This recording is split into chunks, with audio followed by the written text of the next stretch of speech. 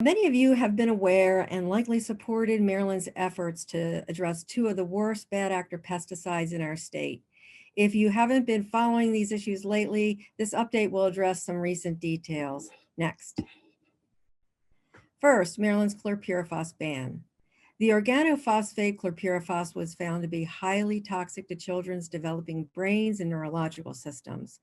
Exposure is clearly linked to brain damage, learning disabilities, neurodevelopmental problems, ADD, ADHD, asthma, and pediatric cancer.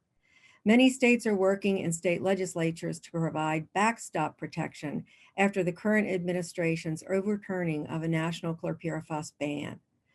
The decision to ban nationally was the result of an 18-year EPA risk assessment. After a 3-year effort, Marylanders won passage of the chlorpyrifos ban this year.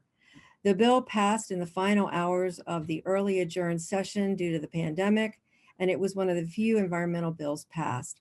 Unfortunately, the governor vetoed SB 300 along with an unusually large slate of vetoes this summer. Next. Regulation or legislation, what's the difference? Anything short of legislation does not have the power of law behind it, including regulations and executive orders.